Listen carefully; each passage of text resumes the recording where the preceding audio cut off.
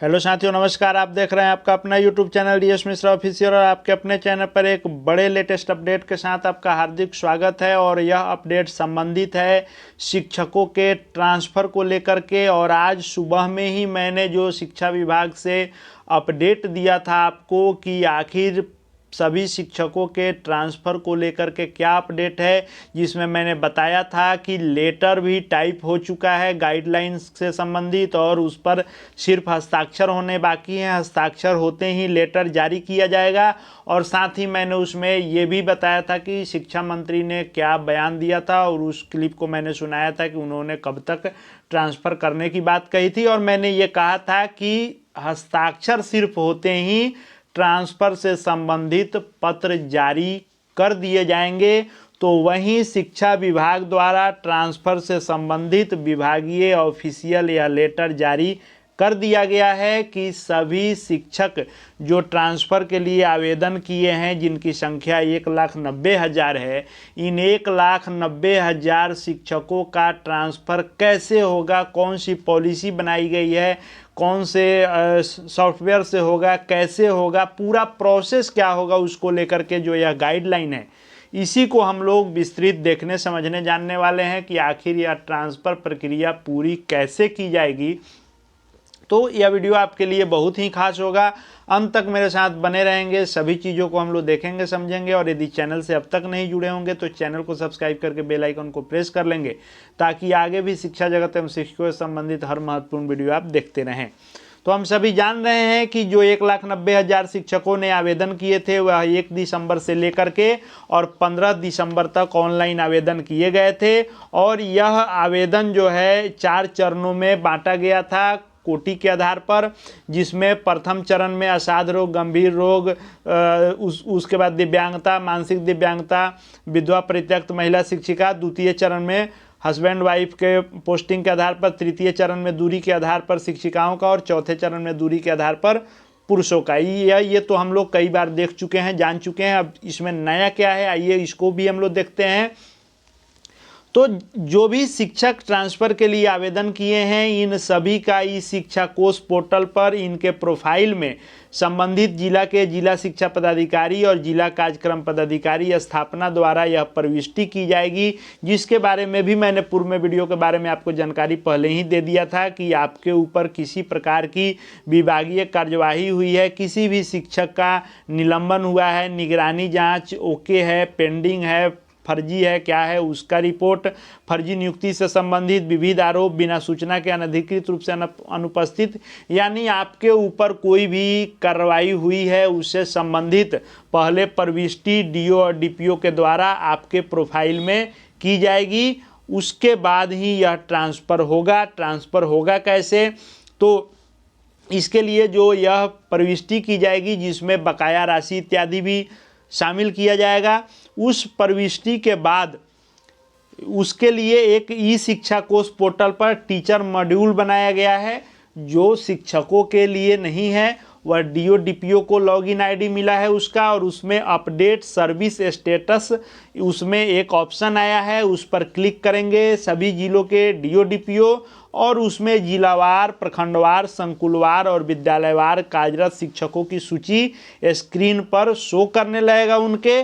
और उसके बाद डीओ और डीपीओ के द्वारा संबंधित शिक्षक के नाम के सामने एक अंकित बॉक्स रहेगा बना हुआ डिपार्टमेंटल एक्शन करके, उसमें 6 विवरण रहेंगे, यानी आपका निगरानी के जांच से संबंधित कोई किसी प्रकार की कार्यवाही इत्यादि, ऐसे 6 विवरण रहेंगे उस चेक पोस्ट में। यदि किन्हीं का उसमें कोई भी कार्रवाई हुई होगी तो उस पर इनको क्लिक करना होगा। और यदि जो संबंधित शिक्षकों के लिए लागू वास्तविक विकल्प के अनुसार चेकबॉक्स का चयन करेंगे और उसकी प्रविष्टि करेंगे सभी डीओ डीपीओ, और उसके बाद अपलोड डॉक्यूमेंट को क्लिक कर संबंधित शिक्षकों के विरुद्ध कोई कार्रवाई हुई है तो उसका आदेश पत्र भी उनको अपलोड करके अपडेट करना होगा कि किस प्रकार की कार्रवाई की गई है। यदि किसी शिक्षक के विरुद्ध एक से अधिक भी कोई किसी प्रकार की कार्रवाई की गई है तो उसकी भी प्रविष्टि की जानी है। और यह प्रविष्टि का असर क्या होगा इसको देख लीजिए कि जो भी शिक्षक यदि निलंबित होंगे या उनके विरुद्ध विभागीय कार्यवाही हुई होगी, निगरानी जांच में यदि फर्जी नियुक्ति से संबंधित किसी प्रकार का उनके ऊपर आरोप होगा, उनका स्थानांतरण पदस्थापन नहीं किया जाएगा। सिर्फ वैसे शिक्षक जिनके विरुद्ध कोई सरकारी राशि बकाया हो उनका स्थानांतरण किया जाएगा, परंतु संबंधित जिला शिक्षा पदाधिकारी जहां वह पूर्व से पदस्थापित हैं उनके द्वारा विरमण से पूर्व यह राशि वसूली जाएगी। यानी मात्र जो 6 आरोप होंगे उसमें से एक जो होगा कि सरकारी बकाया राशि उससे संबंधित कोई होंगे तो उनका स्थानांतरण होगा। बाकी जो निगरानी द्वारा या किसी प्रकार की विभागीय उनके ऊपर कार्रवाई हुई है तो उनका स्थानांतरण नहीं किया जाएगा। जो भी विशेष समस्या के कारण सभी जो आवेदन हुए हैं विशेष समस्या के कारण ही हुए हैं, तो इसके अभ्यावेदनों को देखने के लिए यानी उसकी स्क्रूटनी करने के लिए 16 पदाधिकारियों को प्रतिनियुक्त किया गया है। यह 16 पदाधिकारी आपके सामने ये दिख रहे हैं। यही 16 पदाधिकारी के नाम आप देख सकते हैं। यही 16 पदाधिकारी इस फॉर्म के यानी ट्रांसफ़र के एप्लीकेशन के स्क्रूटनी के इंचार्ज रहेंगे। और इनको क्या मिलेगा ऑप्शन, कैसे क्या करेंगे उसको आइए हम लोग देख लेते हैं। ये सभी प्रतिनियुक्त पदाधिकारियों के लिए ई शिक्षा कोष पोर्टल पर अलग अलग लॉगिन आईडी जनरेट किया जाएगा और उसके पश्चात चरणवार श्रेणीवार अभ्यावेदनों को रैंडम सूची से स्क्रूटनी की जाएगी।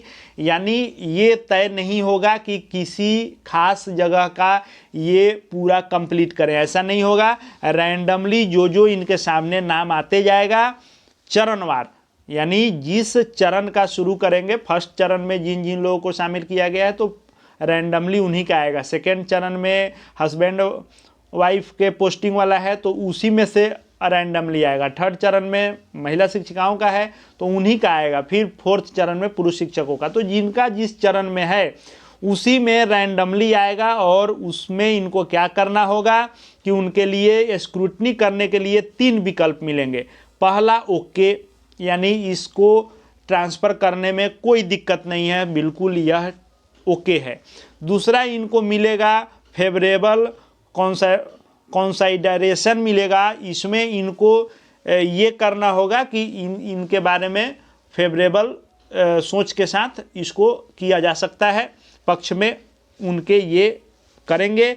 तीसरा होगा नॉट ओके, यानी यह अभ्यावेदन स्वीकार नहीं है। और ये okay, favourable, consideration and not okay, ये 3 ऑप्शन इनको तीनों में से कोई एक चुनते जाना होगा। यानी आवेदन के आधार पर उसी को स्क्रूटनी कहेंगे और ये करते जाएंगे और सेव बटन क्लिक कर उसको आगे करते जाएंगे।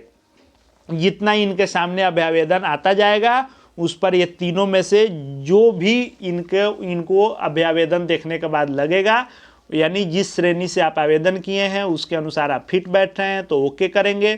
थोड़ा बहुत इधर उधर है तो आपके पक्ष में सोचा जा सकता है तो इसके लिए जो है सेकेंड वाला ऑप्शन चुनेंगे। बिल्कुल गलत है अभ्यावेदन तो उसके लिए थर्ड ऑप्शन ये चुनेंगे। उसके बाद ऐसे सभी जब अभ्यावेदन जो प्रतिनियुक्त पदाधिकारी हैं उनके द्वारा स्क्रूटनी कर दी जाएगी तो इसमें से ओके एवं फेवरेबल जो होगा अंकित किया गया उसको संबंधित जिला शिक्षा पदाधिकारी ई शिक्षा कोष पोर्टल लॉगिन से अपने आईडी में चरणवार श्रेणीवार विद्यालय आवंटन हेतु प्रदर्शित होगा। उसमें स्थानांतरण और पदस्थापन हेतु प्रत्येक अभ्यावेदन के समक्ष प्रोसीड बटन को क्लिक करने के उपरांत अभ्यावेदन में स्थानांतरण हेतु दिए गए सभी पंचायत नगर इकाई के विकल्प एवं उक्त इकाई में रिक्ति की स्थिति स्क्रीन पर प्रदर्शित हो जाएगी और उस अनुसार संबंधित जिला शिक्षा पदाधिकारी आपके ट्रांसफ़र की प्रक्रिया को आगे बढ़ाएंगे। और इसमें जो भी डिटेल दिया गया है ट्रांसफ़र से संबंधित जो भी कैसे ये जो है आपको विद्यालय आवंटित करेंगे उसका यहाँ पर जिक्र किया गया है कि मान लीजिए कि किसी पंचायत या नगर निकाय के 3 विद्यालयों में उक्त कोटि यानी वेतनमान के पुराने वाले शिक्षक, बीपीएससी से बहाल विद्यालय अध्यापक और विशिष्ट शिक्षक, इन्हीं तीनों का होना है ट्रांसफ़र। तो इनका क्रमशः 3, 2 और 1 रिक्ति उपलब्ध है। तो सबसे पहले 3 रिक्ति वाले विद्यालय को आवंटित किया जाएगा। अंकनीय है कि किसी पंचायत या नगर इकाई में रिक्ति उपलब्ध नहीं रहने की स्थिति में उक्त पंचायत नगर निकाय के समक्ष नो वैकेंसी भी प्रदर्शित होगा। यानी जो रिक्ति से संबंधित पूर्व के वीडियो में मैंने बताया था कि रिक्ति अपलोड करने की प्रक्रिया चल रही है, उसी के बारे में यह लिखा हुआ है। उसके बाद जिला शिक्षा पदाधिकारी द्वारा अपने लॉगिन में प्रदर्शित सभी अभ्यावेदनों पर एक निर्धारित समय अवधि पर कार्रवाई करना अनिवार्य होगा। यानी इस प्रोसेस को लगातार करते रहना होगा, जो इसके लिए इनको डेडलाइन मिलेगा। यदि किसी शिक्षक द्वारा स्थानांतरण पदस्थापन हेतु 1 से अधिक जिलों के लिए विकल्प दिया गया होगा, यानी कुछ चॉइस दूसरे जिला का होगा और कुछ चॉइस दूसरे जिला का होगा, वैसी स्थिति में जिला शिक्षा पदाधिकारी के लिए अलग निर्देश दिया गया है कि ट्रांसफ़र एप्लीकेशन में यदि उनके यहाँ रिक्ति नहीं रहती है तो वे चेंज ऑफ डिस्ट्रिक्ट पर क्लिक करके दूसरे चॉइस जिले पर भेज सकते हैं। उसके बाद सबसे महत्वपूर्ण है कि यदि संबंधित शिक्षक द्वारा दिए गए विकल्पों में रिक्ति उपलब्ध नहीं रहने की स्थिति में स्थानांतरण पदस्थापन नहीं किया जा सकेगा।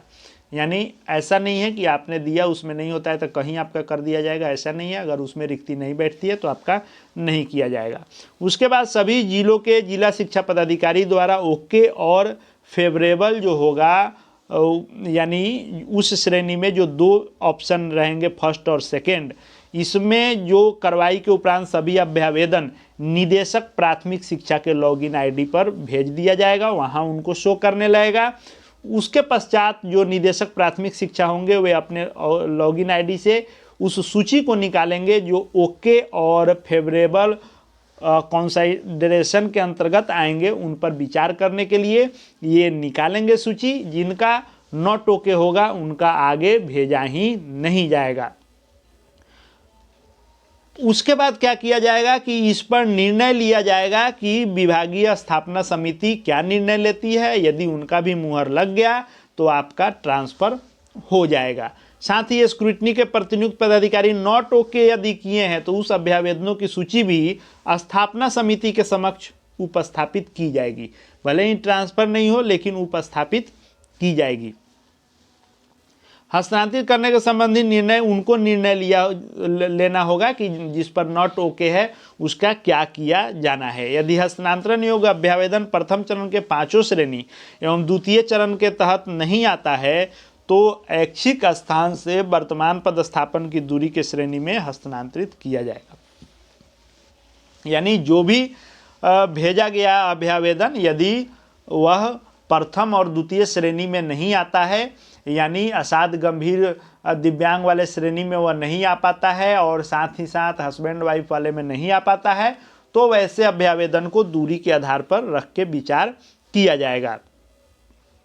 विभागीय स्थापना समिति द्वारा उनके समक्ष प्रस्तुत दोनों सूची जो ओके है और फेवरेबल है, इन श्रेणी के अभ्यावेदन के संबंध में जिलों द्वारा की गई अनुशंसा एवं नॉट ओके किए गए अभ्यावेदनों की सूची के आधार पर सम्यक विचार उपरांत स्थानांतरण पदस्थापन के संबंध में निर्णय लिया जाएगा। तत्पश्चात समिति की कार्यवाही ई शिक्षा कोष पोर्टल पर अपलोड की जाएगी। यानी समिति ने क्या किया, यदि आपका ओके है या आपको फेवरेबल करके कंसाइडर किया गया है तो इस पर विचार किया जाएगा। नॉट ओके है तो उस पर भी विचार, और विचार में क्या निर्णय लिया गया है आप पर वह ई शिक्षा कोष पोर्टल पर सूचित किया जाएगा।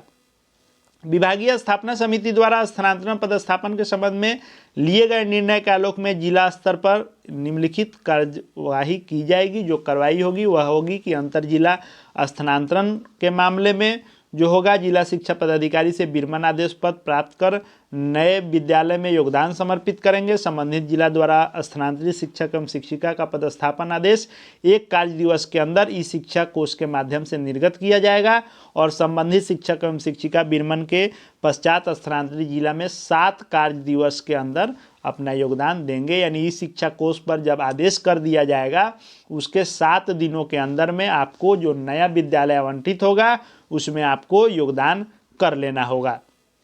विरमण से पूर्व यह सुनिश्चित करना होगा कि संबंधित शिक्षक जिला प्रमंडल संवर्ग के विहित वेतनमान के शिक्षक या विद्यालय अध्यापक या विशिष्ट शिक्षक हैं।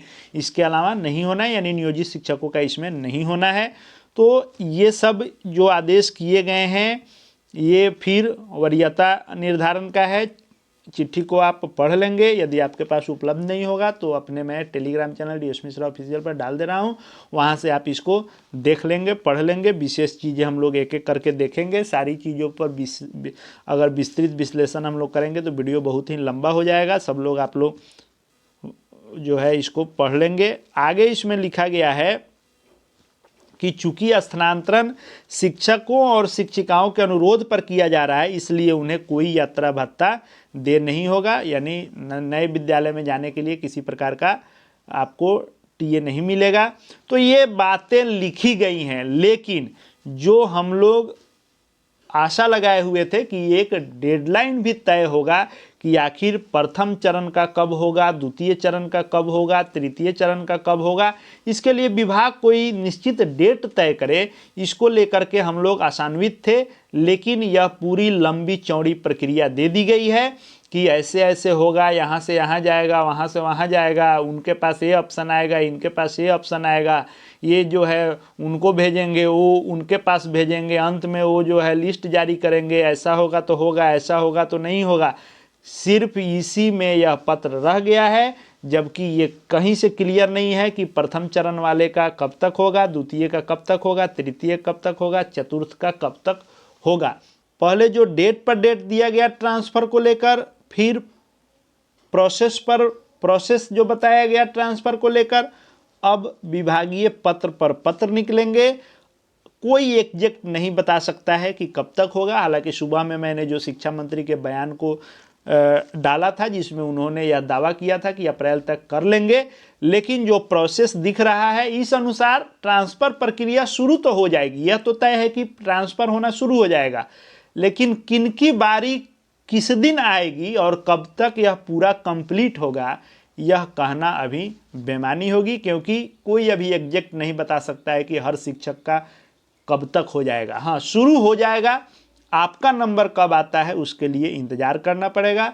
आगे जो भी ऑफिशियल अपडेट निकल करके आएंगे या शिक्षा विभाग शिक्षकों से संबंधित हर महत्वपूर्ण वीडियो देखते रहने के लिए चैनल से जुड़ जाएंगे।